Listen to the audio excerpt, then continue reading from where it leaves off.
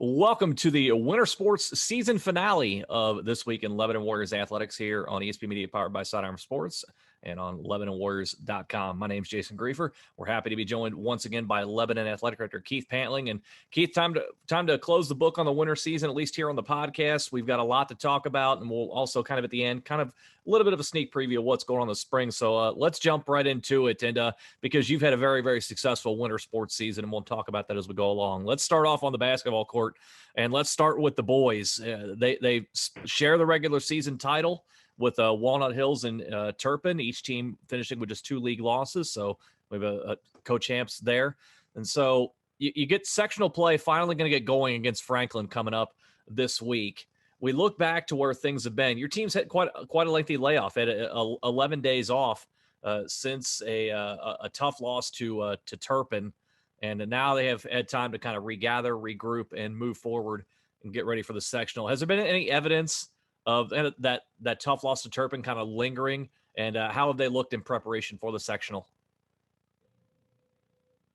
No, I don't think there's been any. Obviously, they wanted to win that game, but coming out of it and getting the share of the title, they've had a nice practice schedule that's kept them fresh. And then Friday night we celebrated by cutting down the nets and the cheer squad there and everything like that. So a lot of fun, just keeping it positive. They knew there was going to be a layoff, so the practice plans have been appropriate to make sure they're maintaining that level of training and focus. And I think they're ready to go tomorrow to head over to Centerville.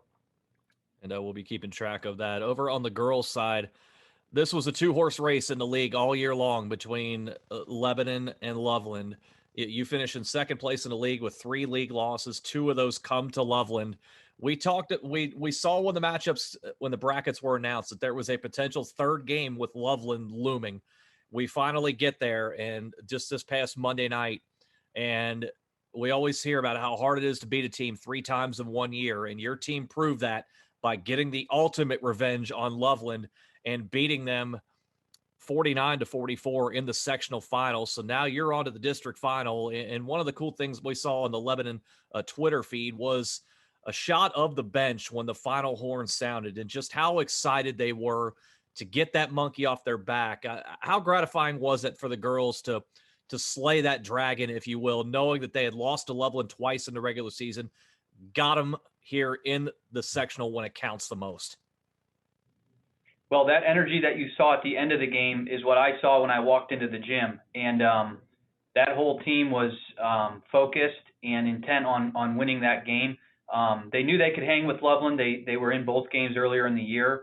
So they were certainly focused. I guess you could say playing with house money after losing 2 times. So playing, loose and ready to go. But that bench energy, I was talking to Coach this morning, that's something to be said about your program when you get compliments about the energy on your bench and their focus and engagement. It was pretty cool to see, and I was so happy for them, the parents in attendance and everybody in the program. We had a bunch of alumni reach out and congratulate them. So to move on and get to that next game now, got to prep for a tremendous Centerville team that we have some history with, and so they'll be ready and moving on. This is a very difficult ECC league in girls basketball, and you're the newcomer in town, and as we said, accosted yourselves very well, finishing in second in the league, and a lot of quality teams in here. Seemingly any team in the league on the girls' side, capable of making a run, even getting to a regional. How would you assess your girls basketball's performance in their first year just in the ECC? I wasn't here prior to, but I knew what they were capable of. I know Coach and the history that he's had in terms of their preparation. I think we just did a great job of preparing game by game for our opponent. I think we're leaps and bounds ahead in terms of scouting and other things and putting our kids in position to be successful on game day.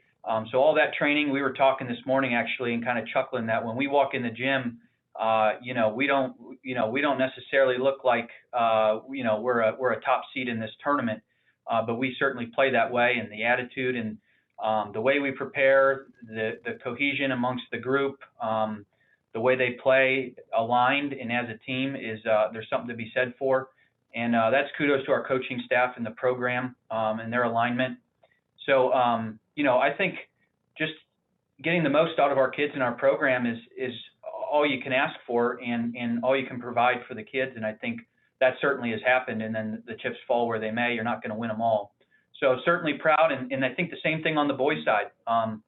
You look at how we came in and were able to go through that gauntlet of a schedule. We lost our first game of the year to Turpin and then went through that whole season without a loss and until we played them again. So for Coach Shivington to come out as the Coach of the Year from the ECC and Zach Weber to win Player of the Year and all the accolades we've received, just kudos to them. And I think it's a great fit for us.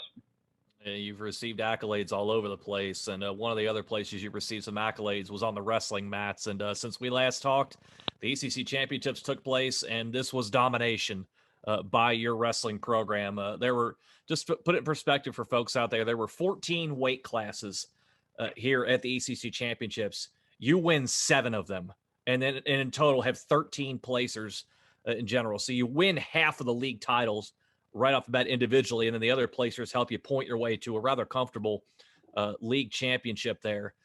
Talk to us about the performance there of your team through all the weight classes, and also how big of a shot in the arm was this for the program, given the fact that sectionals are up next on their home mat? Well, in talking to Coach, they were a little nervous going in. It's been a unique year, and I don't know all the ins and outs of wrestling, but mainly due to the schedule, weight fluctuations and keeping kids focused, just with the timing of everything kind of being a little bit off, and checking in weights on duels on a regular basis and all of those types of things that, keeping that room together and focused has been a challenge. It's been a challenge for everybody, but so for them to come out and perform the way they did last weekend, I think was a positive shot in the arm for them. I went and congratulated them yesterday at practice. But again, as you mentioned, they turn around and have sectionals coming up this weekend. I got to give a shout out to those 7 though that won their weight class in the ECC. It was really impressive. Josh Bonney at 106, Jack McCall at 120, Logan Steiner 126, Liam Schramm at 132, Luke Marsh, who ended up being Wrestler of the Year, voted Wrestler of the Year, won 152, Matt McCohen, a senior, won 160, and Tyler Stein won the 195, plus additional placers and other things. And Coach got Coach of the Year. So as you mentioned, just a great Saturday. And they have bigger aspirations. So it was tough getting them to celebrate this because, as you know, with wrestlers, it's all about the end of the year. Yeah, as you mentioned, Luke Marsh, the ECC Wrestler of the Year, 26-3 record with 15 pins. So, and I think it's impressive to me that he can do it by pin, but he can also outpoint his opponents. I think that could be a huge thing for him going into the sectionals and hopefully beyond that. Do you feel like you have, with this roster, multiple wrestlers that can get through the sectional and get to the districts or maybe even beyond that?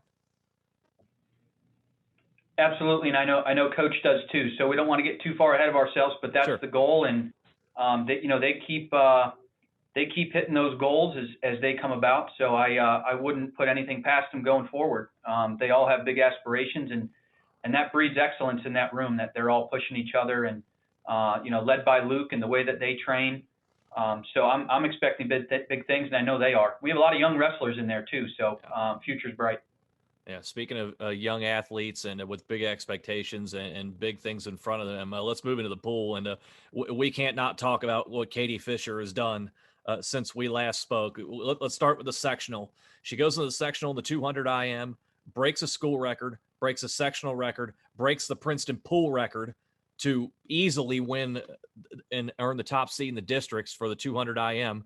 And then she also breaks the school record in the 100 breaststroke. So, Yep. She does that, then goes into the districts and re-breaks her record in the 200 IM and finishes a runner-up there in the district. So she's on to state now there and will be the 5 seed in the state for the 200 IM. She just continues to impress and lower her time every single time out. Yep. How has she been through training, and does she feel like she has it within her to go even lower and try and bring home a state title? She certainly does. As you mentioned, she's the 5th seed in the 200 IM and the 17th in the 100 breast.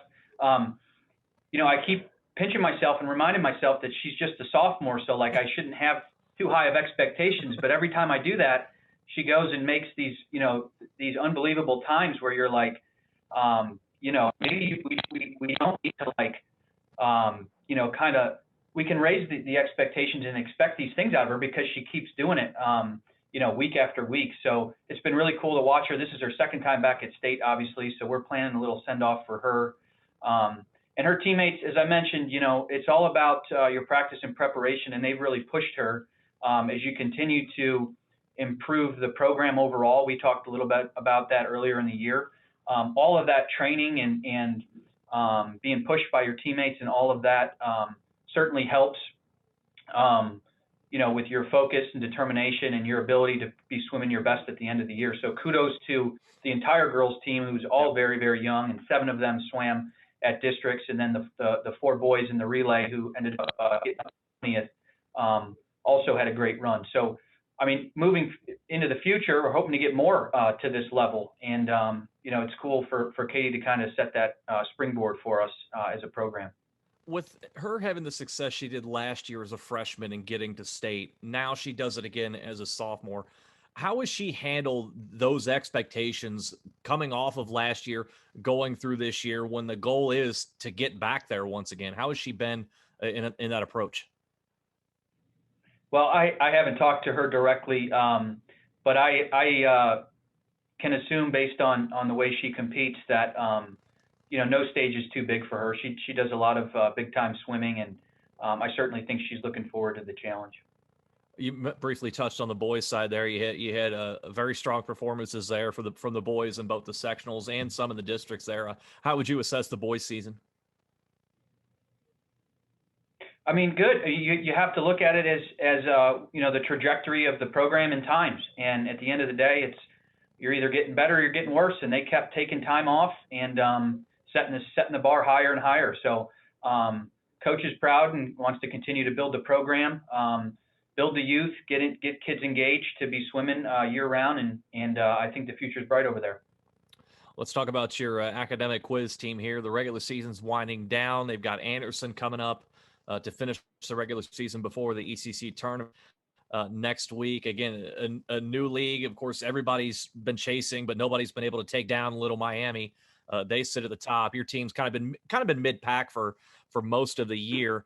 How would you rate the level of competition that they have played this year, and how have they responded to that competition? So they've really enjoyed the ECC format, a little different than they've previously done. So there was a little bit of a learning curve there, but they're excited now that they've seen the format, can kind of know how to prepare, how to position things moving forward. So I think they're really enjoying it, and they're looking forward to getting into a second year and recruiting some friends to be a part of it and kind of understand the competitive spirit of it now, and how much of a serious deal it is in the ECC. So looking forward to the future of that one as well. Let's move on to the bowling lanes, and we've talked here on the show about the success your teams have had in the regular season. Now we're into the postseason. Let's start with the boys first. They did just fine in the sectionals. They've moved on to the districts for the 8th straight year.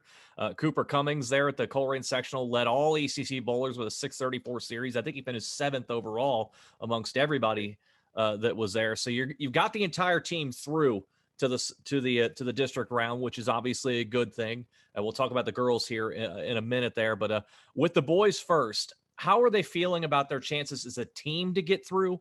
And if not that, to get multiple individuals through the districts and on to state? Well, as you mentioned, I think they ended up finishing 4th at the sectional, and they were not happy or satisfied. So this wasn't a yay, we're going through.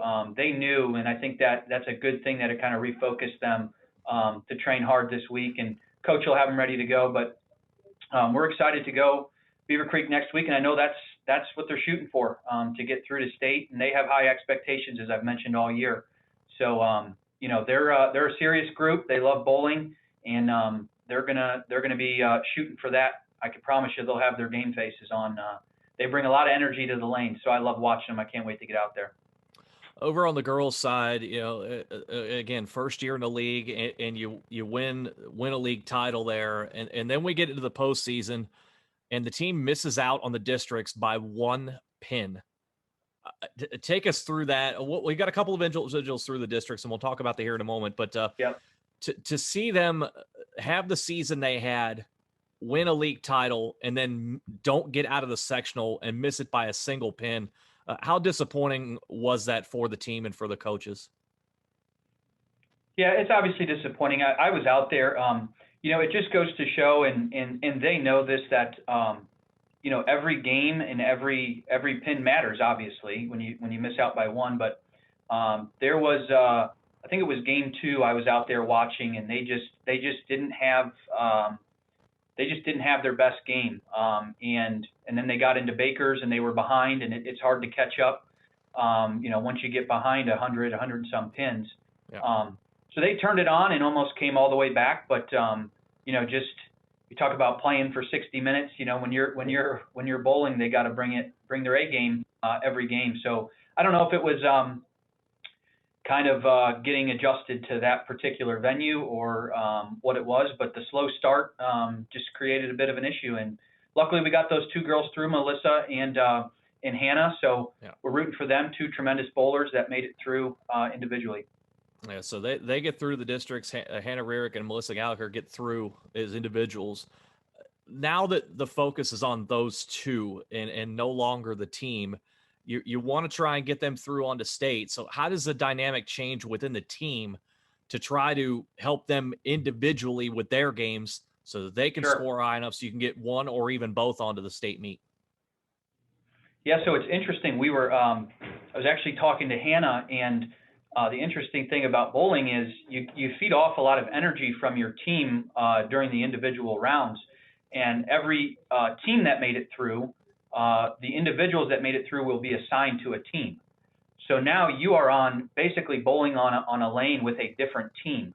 And so speaking to her, there's kind of that thought process of, well, are they going to ignore me? Are they going to give me high fives and engage with me?